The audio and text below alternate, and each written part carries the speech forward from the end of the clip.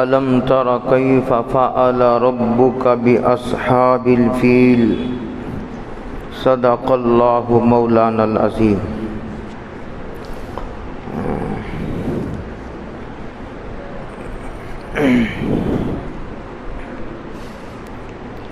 یہ قرآن مجید کی ایک چھوٹی سی سورت ہے، اس کا نام سورۃ الفیل ہے۔ فیل کہتے ہیں عربی زبان میں ہاتھی کو۔ ایک واقعہ پیش آیا تھا حضرت رسول اللہ صلی اللہ علیہ وسلم کی پیدائش سے 50 یا 55 دن پہلے۔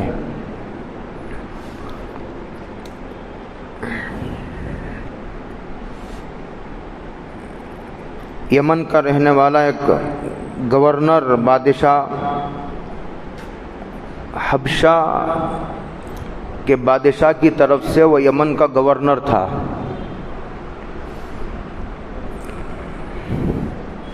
اس نے کعبے پر حملہ کیا تھا۔ اس کی مختصر تاریخ یہ ہے کہ جب یہ نجاشی کی طرف سے گورنر بن کر گیا تو وہاں کچھ عرب لوگ بھی رہتے تھے۔ وہ لوگ حج کرنے کے لیے مکہ آتے تھے۔ اس نے سوچا کہ جتنے لوگ عرب کے رہتے ہیں ان ساروں کی توجہ کا ایک مرکز بنایا جائے، تو اس نے وہاں ایک بہت بڑا گرجا بنایا کہ کعبے کو جانے کے بجائے لوگ اسی کا طواف کیا کریں۔ بعض لوگوں کو اور بعض مقامات کو اللہ تعالیٰ تقدس و بزرگی عطا فرماتے ہیں، اس کا احترام کرتے ہوئے اس سے فائدہ اٹھانا یہ آدمی کی سعادت مندی ہے۔ اللہ نے کسی کو اگر کچھ کمالات عطا فرمائے ہوں، خوبیاں عطا فرمائے ہوں، اس سے حسد کرنا یہ محروم القسمت ہونے کی علامت ہے۔ قرآن مجید کی آج ایک آیت گزری ہے، آپ کی توجہ ادھر نہیں گئی۔ قرآن مجید نے کہا وَلَا تَتَمَنَّوْا مَا فَضَّلَ اللَّهُ بِهِ بَعْضَكُمْ عَلَىٰ بَعْضٍ، تم میں سے ہی بعض لوگوں کو اللہ تعالیٰ کچھ خوبیاں، کچھ کمالات عطا فرماتے ہیں۔ اس کا تعلق اختیار سے نہیں ہوتا، اس کا تعلق اللہ کے فضل سے ہوتا ہے۔ ایک پر دوسرے کو اللہ تعالیٰ فوقیت دیتے ہیں، کسی کو غریب، کسی کو مالدار، کسی کو چھوٹی عقل دے کر پیدا کرتے ہیں تو کسی کو بڑی عقل دیتے ہیں، کسی کو اللہ تعالیٰ بڑا تجربہ کار بناتے ہیں، کسی کو چھوٹا تجربہ کار بناتے ہیں، تاکہ یہ چھوٹا بڑے کے تابع رہے اور یہ غریب مالدار کا محتاج بنا رہے، اس کی ضرورت اس سے وابستہ رہی۔ یہ اللہ کی سنت ہے۔ بلکہ آپ غور کریں پوری دنیا پر تو بعض علاقوں میں ایسی پیداوار ہوتی ہیں جو بعض دوسرے علاقوں میں نہیں ہوتی ہے، تاکہ یہ علاقے والے اس علاقے والوں کے محتاج رہے۔ یہ اللہ کا یہی طریقہ ہے، یہی سنت ہے، اس سے نہیں ٹکرانا چاہیے آدمی کو۔ بعض مرتبہ اللہ تعالیٰ بعض لوگوں کو کچھ صلاحیتیں عطا فرماتے ہیں تو ان سے استفادہ کرنا چاہیے۔ بعض مقامات کو حسد کرنا یہ آدمی کے بد نصیب ہونے کی علامت ہوتی ہے۔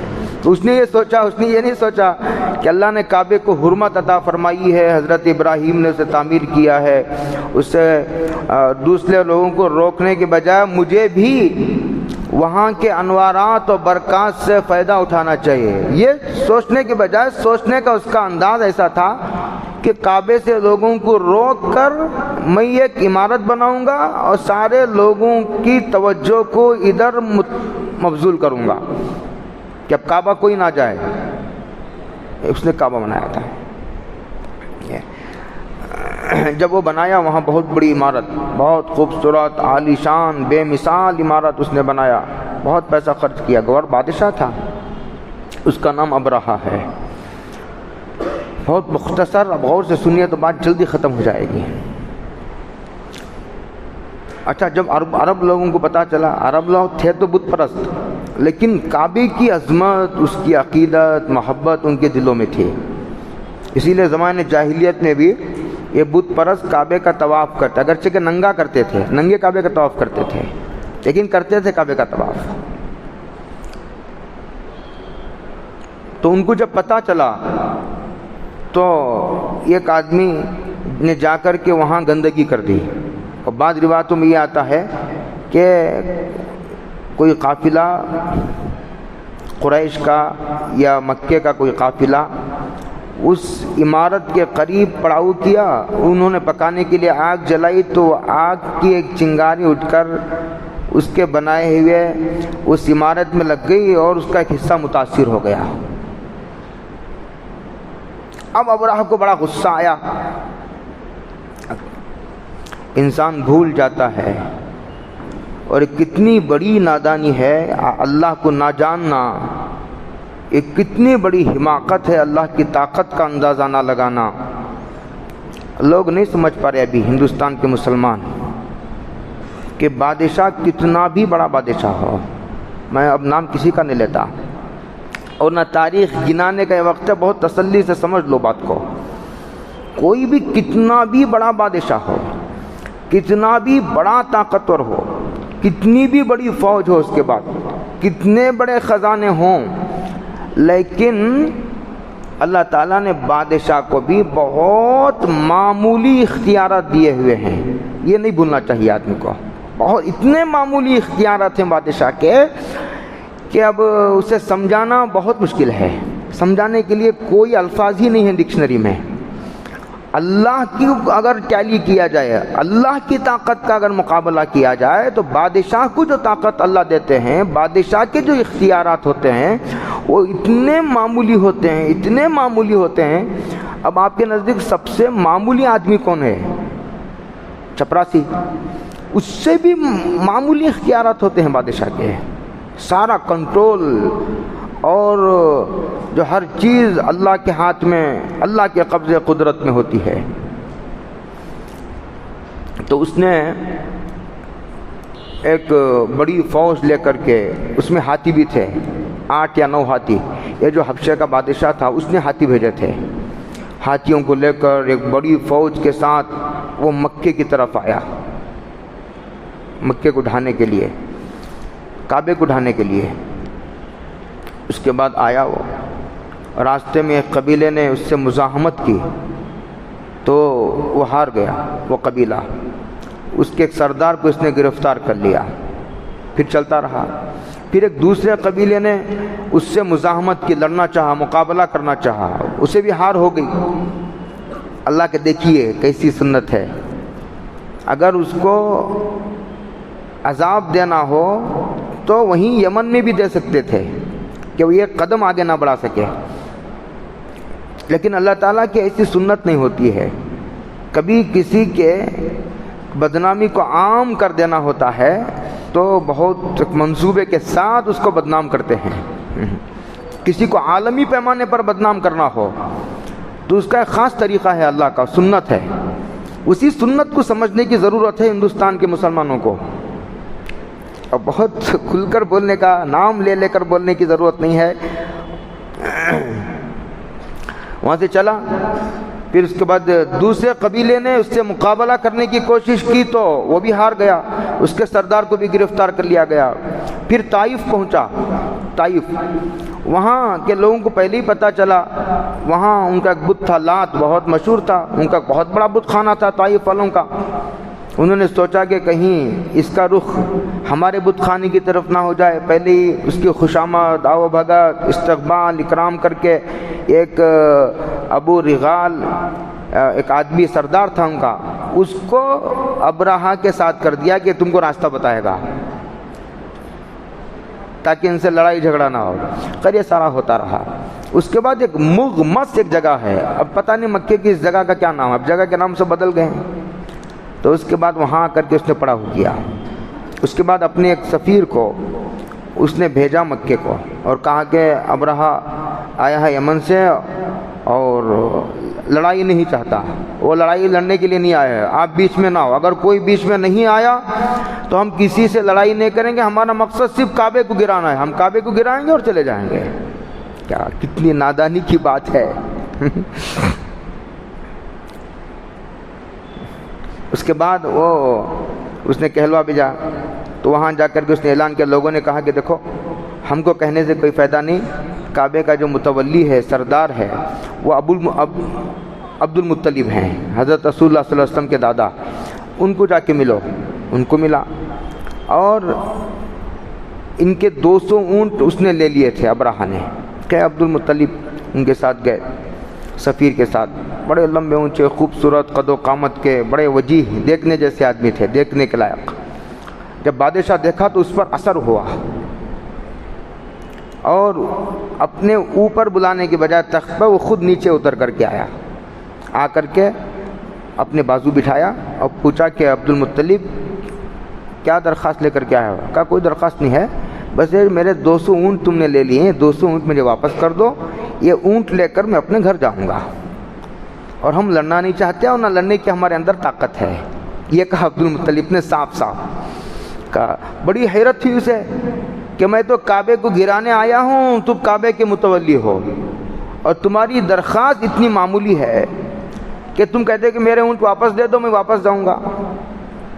اس نے کہا میری درخواست پہلے بھی یہی تھی اور اسی ارادے سے میں آیا تھا، کہ اس کو 200 اونٹ دے کر کے عبد المطلب کو واپس بھیج دیا۔ عبد المطلب چلے گئے، جا کر کے وہاں کعبے کے غلاف پکڑ کر کے اور بھی چند لوگوں کو لے کر کے دعا میں مشغول ہوئے، وہ کہا اللہ یہ تیرا گھر ہے، اس گھر کی حفاظت تیری ذمہ داری ہے، اور ہمارے اندر لڑنے کی طاقت بھی نہیں ہے۔ اس طرح وہ دعا میں تھے تو بت پرست، لیکن جب بڑی کوئی مصیبت آتی تھی تو اللہ ہی کی طرف رجوع کرتے تھے۔ ہاں یہ ہے، کافروں کو بھی خیال ہے، لیکن آج عجیب بدقسمتی ہے مسلمانوں کی کہ حالات کتنے سخت ہیں ملک کے، معلوم ہے آپ کو، لیکن اس کے باوجود اب رمضان میں تو بہرحال کچھ چہل پہل ہے، ورنہ عام دنوں میں لوگ نماز تک پڑھنے کے لیے تیار نہیں ہے۔ حالات اتنے سخت ہیں، لیکن کوئی اللہ کی طرف متوجہ ہونے کے لیے تیار نہیں ہے، بلکہ اللہ کی طرف متوجہ ہونے کو اپنے مسائل کا حل نہیں سمجھتے ہیں۔ یہ سمجھ رہے ہیں کہ ووٹر آئی ڈی بنا لو ہمارا مسئلہ حل ہو جائے گا، بھائی حکومت بدل جائے گی تو ہمارا مسئلہ حل ہو جائے گا، بھائی تمہاری برتھ سرٹیفکیٹ بنا لو مسئلہ حل ہو جائے گا۔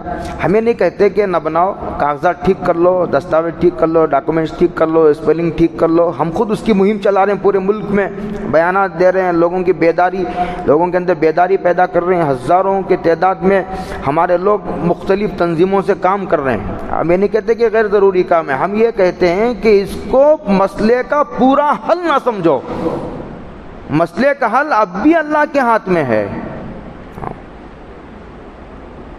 لوگ یہ سمجھتے ہیں کہ حکومت بدلے گی تو حالات بدلیں گے، نہیں، اعمال بدلیں گے تو حالات بدلیں گے، اور حالات بدلیں گے تو اللہ کے فیصلے بدلیں گے۔ ہاں یہ بات مسلمان کو یاد رکھنی چاہیے۔ تو خیر وہ آیا گرانے کے لیے،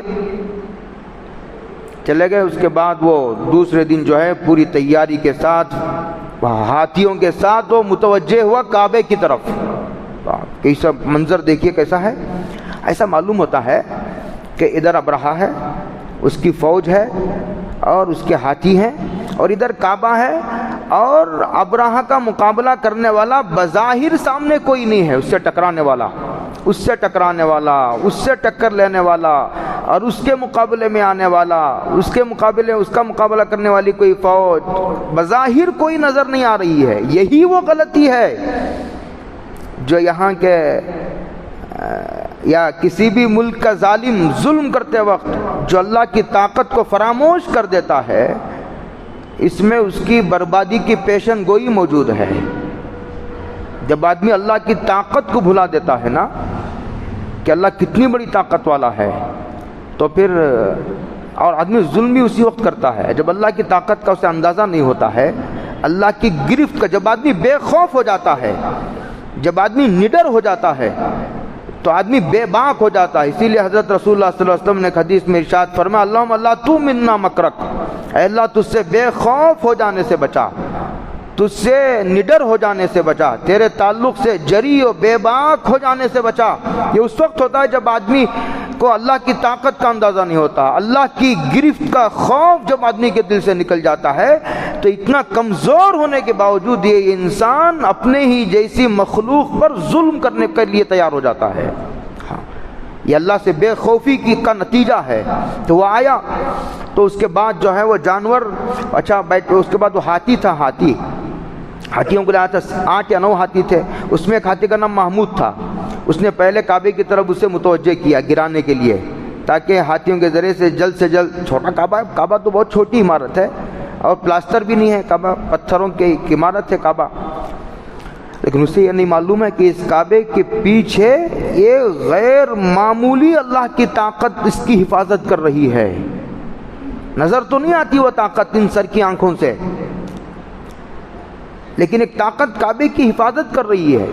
اسی طرح کسی کو کمزور دیکھ کر، یہ سوچ کر کہ ان کے پاس حکومت نہیں، یہ سوچ کر کہ ان کے پاس فوج نہیں، یہ سوچ کر کہ ہمارے مقابلے میں اب کوئی نہیں، یہ سوچ کر کہ یہ کمزور ہیں، اب ان کو آسانی سے اچکا جا سکتا ہے، ایسی نادانی آدمی کو نہیں کرنی چاہیے۔ آدمی کو سوچنا چاہیے کہ ایمان والوں کے صف میں خدا بھی ہے۔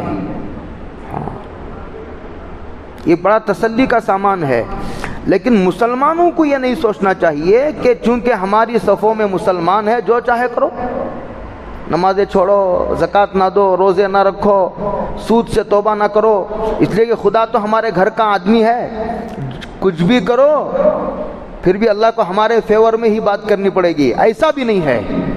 یہ دو قسم کی غلطیاں ہیں۔ وہ لوگ یہ غلطیاں کر رہے ہیں، ظالم ظلم کرنے والا وہ اس غلط فہمی میں مغالطے میں مبتلا ہے، وہ یہ سوچ رہا ہے کہ یہ کمزور ہیں، نہتے ہیں، ان کے پاس خزانے نہیں، طاقت نہیں، پیسہ نہیں، دولت نہیں، قوت نہیں، فوج نہیں، ان کو آسانی سے برباد و تباہ کیا جا سکتا ہے۔ اسے یہ نہیں معلوم ہے کہ ان کے صف میں خدا بھی کھڑا ہے۔ خدا کی طاقت سب سے بڑی طاقت ہے، ہاں، بشرطے کہ مسلمانوں کا تعلق خدا سے باقی رہے، ایک شرط ہے یہ۔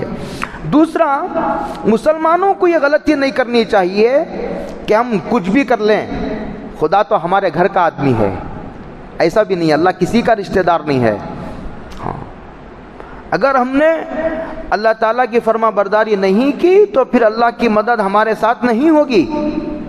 اسی لیے عمر ابن عبدالعزیز نے ایک خط میں لکھا تھا اپنے گورنروں کو کہ دشمن سے زیادہ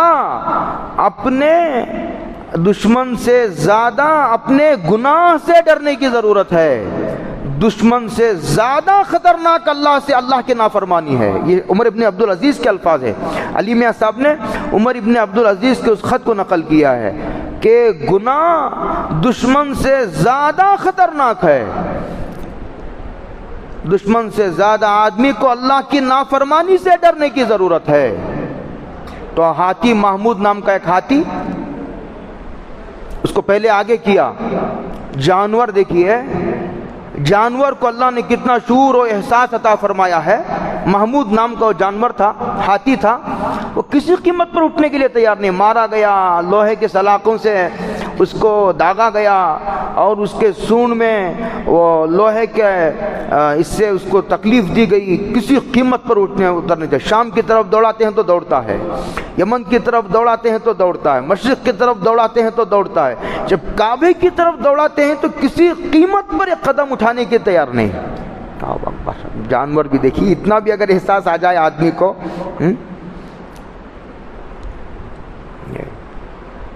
تو آخرکار وہ نہیں اٹھا۔ خیر، ایک فوج آئی، فوج، اب سنیے، اب آ رہا ہوں میں آیاتوں کی طرف، پورا پس منظر سمجھ لیا آپ نے۔ اللہ کہتے ہیں علم تری کیف، کہ آپ نے دیکھا نہیں کہ تمہارے پروردگار نے ہاتھی والوں کے ساتھ کیا کیا؟ جس کو اپنی فوج پر ناز تھا، جس کو اپنی طاقت پر ناز تھا۔ حضرت تھانوی نے لکھا، صحیح لکھا، اب مجھے اندازہ ہوتا ہے کسی کے جیب میں 100 روپے، اس زمانے میں فرمایا تھا، اب 100 روپے کے بجائے آپ کر لو اس کو 10,000۔ اگر کسی کے جیب میں 100 روپے ہوں، حضرت تھانوی نے لکھا ہے اس کو ایک بوتل شراب کا نشہ ہوتا ہے، جس کے جیب میں 100 روپے بھی ہوتے ہیں، اور جسے اللہ نے بادشاہت عطا فرما رکھی ہو، اس کے نشے کا کون اندازہ لگا سکتا ہے؟ ہاں، لیکن پیدا کرنے والے کو اچھوں کا نشہ اتارنا آتا ہے۔ فرعون، قارون دیکھیے، حامان، قوم سمود و عاد، سب مٹی میں مل گئے، کوئی باقی، جو بھی اللہ کے مقابلے میں آیا کوئی باقی نہیں رہا۔ ہاں، دیکھا نہیں تمہارے پروردگار نے کیا کیا؟ اشارہ کیا ہے؟ جس پروردگار نے ہاتھی والوں کے ساتھ یہ کیا ہے، کیا بھول گئے تم؟ یہ وہی خدا ہے، اس وقت جو خدا موجود ہے یہ وہی خدا ہے جنہوں نے ہاتھی والوں کو معمولی پرندوں اور کنکریوں کے ذریعے ہلاک و تباہ کیا تھا۔ کیوں بھول جاتے ہو تاریخ کو اپنی؟ کتنی بڑی مصیبت ہے اپنے تاریخ سے کٹ جانا۔ اس تاریخ واقعے کا حوالہ دے کر اللہ نے یاد دلایا ہے اس وقت جو خدا موجود ہے یہ وہی خدا ہے جس نے ابراہہ کو، اس کی فوج کو، میں نے کل ایک بات کہی تھی آپ بھول گئے ہوں گے، اللہ اسباب کا محتاج نہیں ہے اور نہ سلسلے اسباب کا پابند ہے۔ میں نے کہا تھا کمزور اسباب کی بیس و بنیاد پر اللہ کامیابی دے سکتے ہیں۔ اور یہاں دوسرا نتیجہ وہ یہ ہے کہ معمولی طاقت والوں کو استعمال کر کے بڑی بڑی طاقت والوں کے غرور کو خاک میں ملایا ہے، تاریخ بتاتی ہے۔ پرندے کیا حیثیت ہے پرندوں کی؟ اتنے پرندے لکھا ہے کتابوں میں، اتنے کبوتر سے چھوٹے پرندے سمندر کی طرف سے ابابیل کہتے ہیں، غول کے غول، ابابیل کسی پرندے کا نام نہیں ہے، ابابیل کہتے ہیں یہ غول کے غول، جماعت کی جماعت، ایک نہیں، سمندر کی طرف سے آئی پرندوں کی جماعت، اور ان کے ایک 3 کنکریاں، لال چونچ، لال پنجے، 2 پنجوں میں 2، چونچ میں 1، ہر جیسے یہ آج کل جنگی ہوائی جہاز، جنگی ایروپلین، جنگی ہیلی کاپٹر، یہ اس کا کام کیا ہے، مفسر نے لکھا ہے، پرندہ چھوٹا لیکن ہوائی جہاز کی طرح، اور 3 کنکریاں، بم، اپنے چونچ اور اپنے پنجوں میں 3 بم لے کر جس پر پڑتا تھا، کہتے ہیں کہ وہ دوسری طرف سے چیر کر نکل جاتا تھا۔ کچھ تو وہیں مرے اور کچھ راستے میں مرے، اور ابراہہ کو اللہ تعالیٰ نے ایسی ذلت کی موت مارا کہ وہ اس کو یمن تک پہنچا، جا کے اس کی بربادی تباہی یمن والے بھی دیکھے جہاں اس کی بادشاہت تھی۔ اللہ اکبر۔ ہر عضو سڑ کر گل کر ٹوٹ کر نکل گیا، کان سڑتا تھا نکل جاتا تھا، ناک سڑتی تھی گل کر کے نکل جاتی تھی، ہر عضو سڑ کر گل کر نکل گیا۔ اللہ، ساری مست ناک کے راستے سے بہہ گئی۔ اکبر، چھوٹی مخلوق کو اللہ نے تباہی کے لیے استعمال کیا، کمزور مخلوق کو ذریعہ بنا کر بڑی بڑی طاقت والوں کے غرور کو اللہ مٹی میں ملایا ہے اور ملا سکتا ہے۔ یہ ہے اس کا پیغام، نہیں بھولنا چاہیے آدمی کو، اس لیے مایوس ہونے کا موقع نہیں ہے۔ الم یجعل کیدہم فی تضلیل، اللہ سے جڑ جانے کی ضرورت ہے، نہ ملک چھوڑنے کی ضرورت ہے۔ لوگ ملک چھوڑنے کی باتیں کر رہے ہیں کہ بھئی ملک چھوڑ دو، امریکہ چلے جاؤ، لندن چلے جاؤ، کینیڈا چلے جاؤ، امریکہ چلے جاؤ۔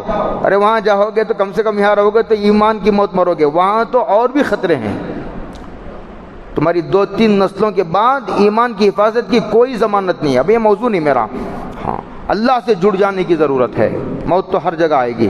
الم یجعل کیدہم فی تضلیل، کیا دیکھا نہیں اللہ نے ان کے سارے منصوبے کو مٹی میں ملا دیا اور ان پر پرندوں کے غول بھیجے، ترمیہم، جو پرندے من سجی بھیجتے تھے پتھر، مٹی کے بنے ہوئے پتھر، آگ میں جلی ہوئی مٹی، کنکر، فجعلہم کعصف ماکول، اور نہ ان کو کھائے ہوئے بھوسے کی طرح بنا دیا، تباہ کر دیا، برباد کر دیا۔